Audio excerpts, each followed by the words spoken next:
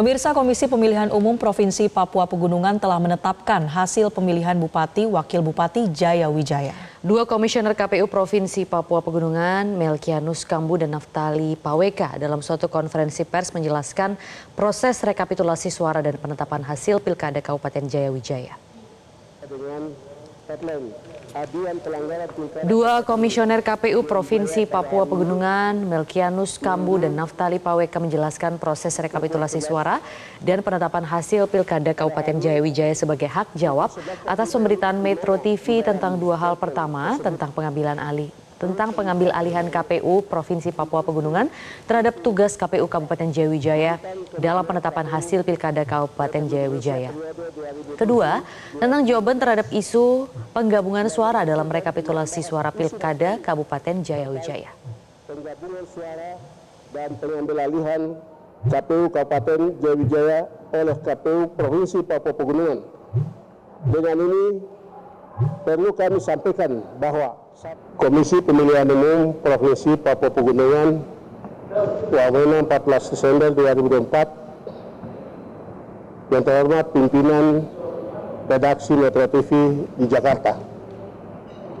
Sehubungan dengan pemberitaan saudara pada program berita Pilkada dengan headline Aduan Pelanggaran Pilkada Kabupaten Jaya Wijaya pada hari ini, Minggu pukul 11 pada hari pukul 11.45 di mana di dalam statement tersebut turut berbicara dengan I Gusti Putu Arta, mantan komisioner KPU Republik Indonesia periode 2007-2012 sebagai narasumber yang membahas isu materi terkait penggabungan suara dan pengambil alihan KPU Kabupaten Jaya Wijaya oleh KPU Provinsi Papua Pegunungan.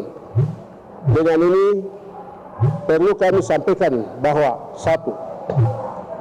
bahwa terkait dengan isu pengambil alihan penggabungan suara pasangan calon 01 dan 03 kepada pasangan calon 02 yang merugikan pasangan calon 04. KPU Provinsi Papua Pegunungan melaksanakan rekapitulasi hasil perhitungan perolehan suara di tingkat Kabupaten Jaya Wijaya berdasarkan Peraturan KPU nomor 18 tahun 2024 tentang rekapitulasi hasil perhitungan perolehan suara dan penetapan hasil Gubernur dan Wakil Gubernur Provinsi dan Bupati dan Wakil Bupati serta Wali Kota dan Wakil Wali Kota dan keputusan KPU nomor 1797 tahun 2024 tentang petunjuk pelaksanaan rekapitulasi hasil perhitungan perolehan suara dan penetapan hasil pemilihan Gubernur dan Wakil Gubernur, Bupati dan Wakil Bupati, dan Wali Kota dan Wakil Wali Kota,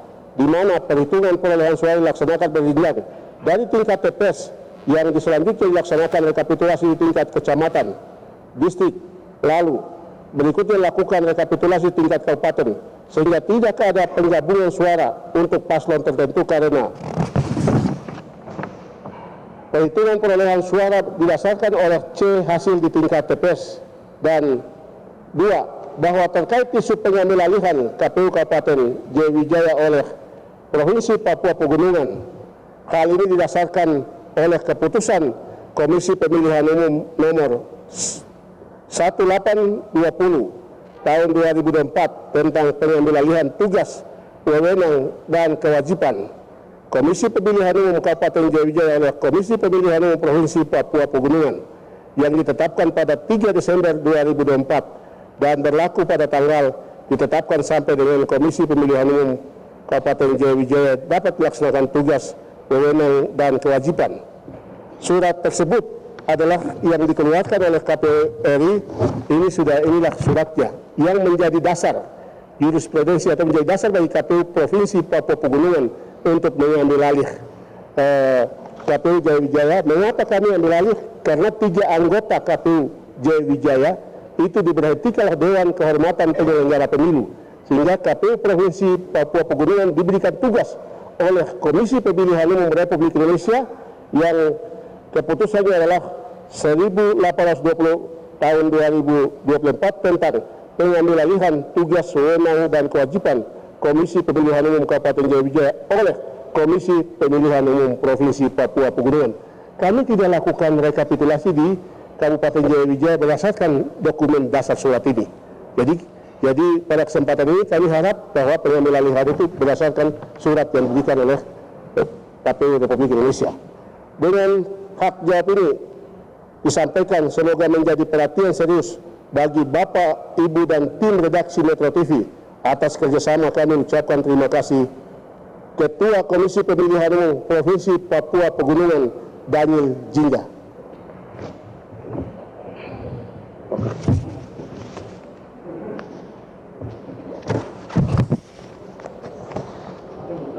Ada.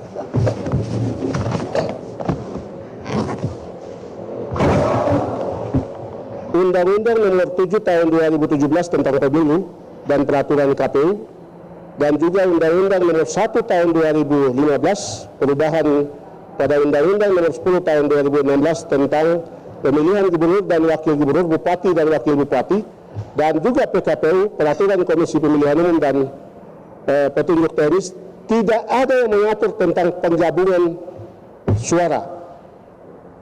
Dan juga kalau kita lihat di Papua Pegunungan itu ada sistem noken, dengan keputusan KPU tentang sistem noken, itu kesepakatan itu dilakukan sebelum tanggal 27, di mana bisa tanggal 26 November, bisa tanggal 25 November, atau dan seterusnya.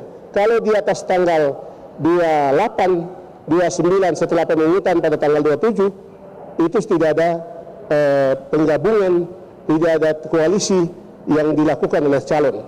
Atau kesepakatan yang kedua di tanggal 28, 29 November dan selanjutnya tidak pernah ada.